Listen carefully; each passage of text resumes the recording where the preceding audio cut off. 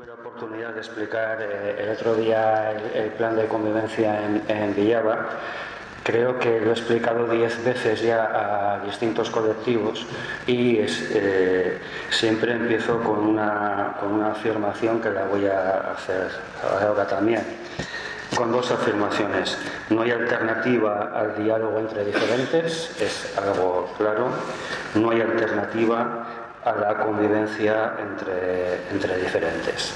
Estos días lo hablábamos, pero la alternativa a la convivencia es conflicto, la alternativa a la paz está claro, es la guerra, y la alternativa a los derechos humanos, porque los ámbitos de actuación de mi dirección general es su vulneración. Por lo tanto, desde principios democráticos, que son evidentemente los que defendemos el Gobierno de Navarra, no cabe alternativa al trabajo que se está haciendo. Pero quiero también establecer el marco, más que explicar el plan de convivencia, porque en el colegio ya lo conocéis. Quiero explicar un poco el marco de trabajo en el que se hizo y en qué marco trabajamos la dirección general. Implementamos una fórmula que la hemos hablado internamente en la dirección general infinidad de veces, la famosa rosa que decimos dentro de la dirección general, que tiene 7 puntos. 1, relaciones con múltiples espacios de diálogo que busca acuerdo. Nosotros tenemos como filosofía de la dirección general dialogar, pero no dialogar por dialogar o dialogar como un ejercicio que ya es positivo en sí mismo, el propio diálogo. Dialogar porque buscamos acuerdos. Esos acuerdos a veces son complejos, pero es el objetivo del diálogo. Sin exclusiones, superando problemas de vetos políticos, nos encontramos siempre con un veto que es un veto cruzado en la sociedad navarra, básicamente entre todo el mundo de la derecha y Bildu. Si hablas con unos te dicen los otros no hables con ellos, si hablas con otros y existen unos vetos, ¿no? Nos quitamos los vetos, hablamos con todos que quieren hablar con nosotros y con todos que quieren construir convivencia. Por lo tanto, el diálogo sin exclusiones. Facilitadora de acuerdos de mínimo, por lo tanto siempre insuficientes para alguien. Nos pasa siempre, negociamos, dialogamos y llegamos a un acuerdo. Siempre nos dice, bueno, a mí me gustaría más, ¿no? Habéis llegado a unos mínimos, pero claro, en eso consiste el llegar a consensos en acuerdos, que siempre le parece insuficiente a las partes. Nosotros tenemos una evaluación interna de esos desacuerdos o de ese porcentaje de que no hemos llegado al acuerdo, lo valoramos y supone siempre avance, pero efectivamente son insuficientes. Diseño de acciones viables y evaluables. De ahí, de acuerdo con el colegio, nuestro plan de convivencia, nuestras actuaciones no son actuaciones que sean utópicas y realizables, por eso son de mínimos, porque las implementamos y las desarrollamos, y además socialmente queremos que se evalúen, técnicamente queremos que se evalúen, por eso tenemos el acuerdo con el colegio que hace ese trabajo. Pero algo muy importante, la evaluación política en democracia, en un sistema parlamentario, es del Parlamento. Por lo tanto, nosotros no somos una ONG, no somos una asociación, somos una dirección general del Gobierno, por lo tanto, nuestro control es parlamentario. Siempre que el Parlamento nos pregunta, acudimos. Siempre que es necesario informar al Parlamento, lo hacemos. En democracia, el control del pueblo lo ejerce el Parlamento, que para eso lo eligen los ciudadanos. Por lo tanto, nos sometemos a ese control parlamentario. Consensos políticos y sociales en una tarea complicada, pero que también está en nuestro ADN, no solamente el acuerdo político con los grupos parlamentarios. El proceso del plan de convivencia en el Parlamento fue un proceso muy complejo, pero también muy debatido, es la parte positiva. Un plan como el nuestro tuvo mucho debate político y eso también le fortalece en cuanto a herramienta de interlocución política, pero también, como ha dicho la consejera, es un plan muy hablado, muy dialogado, muy concertado con el tejido social, ¿no? Es un plan muy participado y eso nos lleva a ese trabajo conjunto, sociedad civil, administración, en un proceso de gobernanza complejo, pero que hemos querido hacerlo, ¿no? A veces decimos en la Dirección General que nos gusta complicarnos la vida, ¿no? Pues es que en convivencia o te complicas la vida o no consigues avanzar, ¿no? Por lo tanto, tenemos claro: identifica interlocutores representativos y canales de interlocución. En este momento la Dirección General, en ese diálogo con la sociedad civil, entendemos que no es lo mismo hablar con alguien que tiene una representación, una amplia representación que se mide, o hablar con alguien que es una persona que nos da su opinión individual, que también nos sirve y la pedimos y así lo hacemos, pero que se representa a ella misma, ¿no? Por lo tanto, esos niveles de interlocución nos lleva a que hemos creado una red tanto de colectivos como de personas individuales con los que trabajamos, pero sabiendo que cada uno representa lo que representa, porque es verdad que democracia es respeto de las minorías, pero las minorías no pueden imponer a las mayorías sus criterios y hay veces que tenemos actuaciones donde una minoría nos dice lo que tenemos que hacer y nosotros representamos a la mayoría de la sociedad navarra, porque hablar de convivencia es hablar de todos, ¿no? Por último, con esta estructura tenemos una implementación de acciones pactadas que genera un nivel de confianza. Si algo es un director general de paz y convivencia, es un interlocutor social que genera confianza. Luego se estará de acuerdo más o menos con lo que hacemos, se estará de acuerdo más con nuestro trabajo, con la implementación de acciones concretas, pero en este trabajo hay que ser serio y hay que ser un interlocutor serio, y creo que la Dirección General en este momento es una dirección respetada como interlocutor seria, tanto políticamente cuando acudimos a estar con los grupos parlamentarios, como socialmente, y así se refleja también en los medios, ¿no? Nuestra opinión es una opinión respetada, se esté de acuerdo o no. Y lo hacemos en un complejo panorama político en Navarra, excepto el Partido Socialista, que se presenta solo en las elecciones.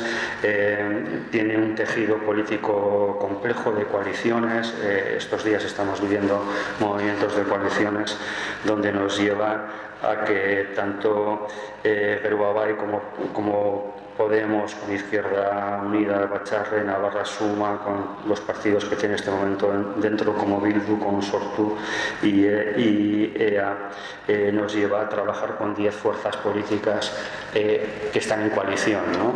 Entonces, el trabajo con 10 fuerzas políticas en una comunidad tan pequeña como la de Navarra, ayer me decían en Madrid que todo Navarra es más pequeña que Alcobendas, ¿no? Entonces, cuando nosotros estamos dentro de nuestro mundo, pero al final somos pocos en población y en territorio también somos pequeños, ¿no?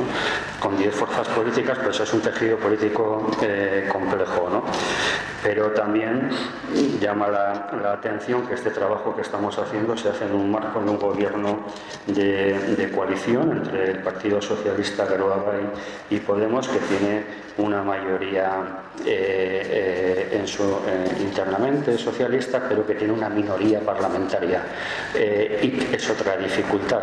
Necesitamos llegar a consensos más amplios a los que ya llegamos en el interior del propio gobierno, y eso en una comunidad con esa fractura tan importante en algunas veces entre lo identitario y entre algunos elementos que precisamente no nos unen, nos lleva a que en esta legislatura hemos ha aprobado 4 presupuestos, ¿no? Que espero que este sea el cuarto que se va a aprobar ahora.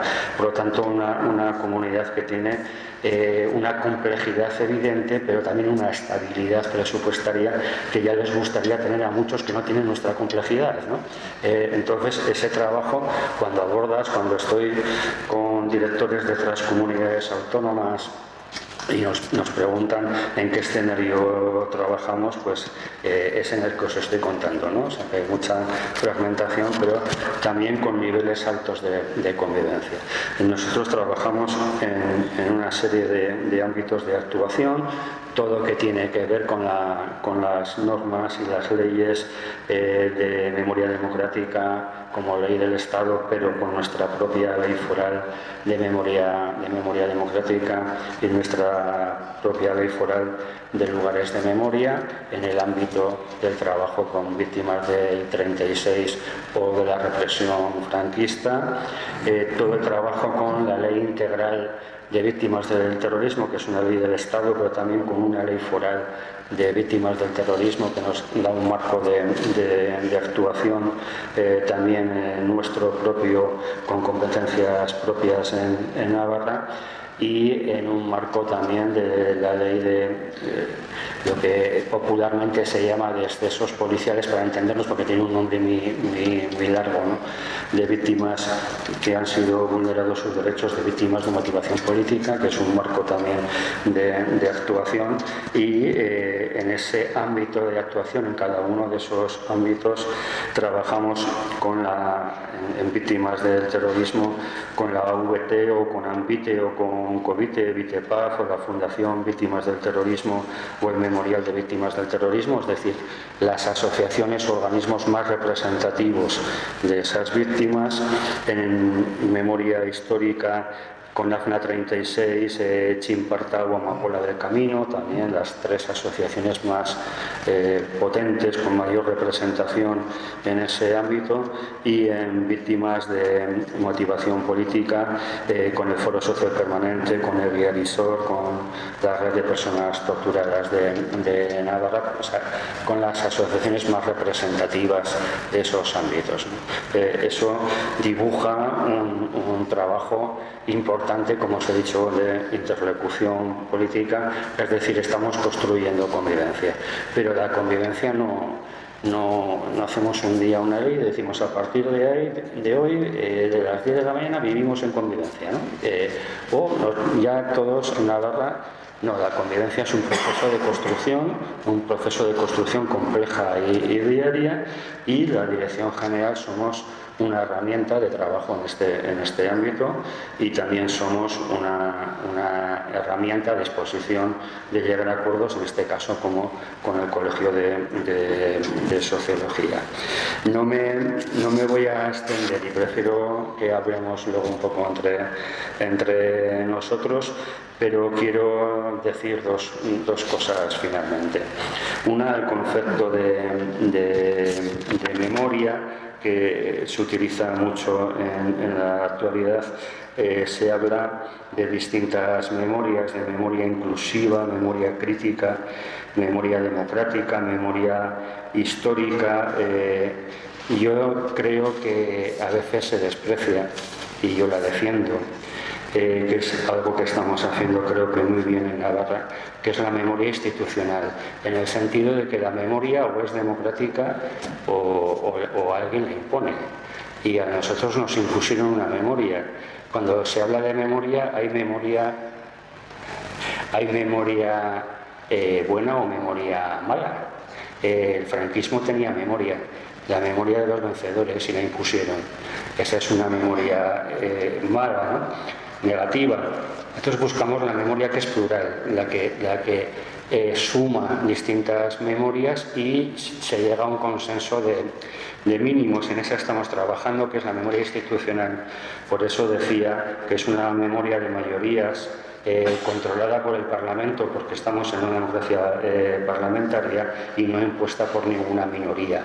Si nos impusieron la mala memoria durante 40 años, no impongamos nosotros en democracia la memoria a nadie. por muy demócratas que seamos, la memoria se construye entre todos, ¿no? Por eso defiendo ese concepto de memoria institucional controlada parlamentariamente. Betán Todorov decía: en el mundo moderno el culto a la memoria no siempre sirve para las buenas causas. Es decir, la utilización de la memoria para causas que no son la convivencia precisamente. Por eso, cuidado, que no todo cuando se habla de memoria es positivo, ¿no? Sobre las relaciones con Bildu, ¿no? Quiero decir algo que ya lo he dicho en otra ocasión y quiero terminar con esto, porque en estos vetos cruzados que nos imponen siempre nos dicen: cuidado con quién habláis, y nosotros decimos: hablar con todo el mundo, hablar con todo el mundo, esa es la clave, y ese es nuestro compromiso, ¿no?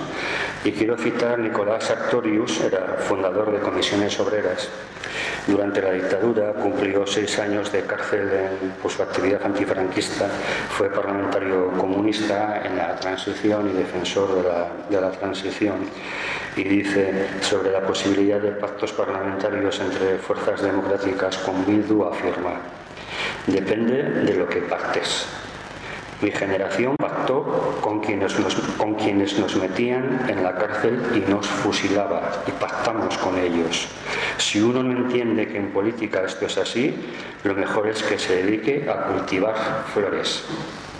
Pactamos con quienes venían de la dictadura. ¿Por qué ahora se rasgan las vestiduras? Es decir, estamos en una suerte de nueva transición basada en el olvido. O alguien nos dice: ¿por qué pactáis cosas con este o con este o con este?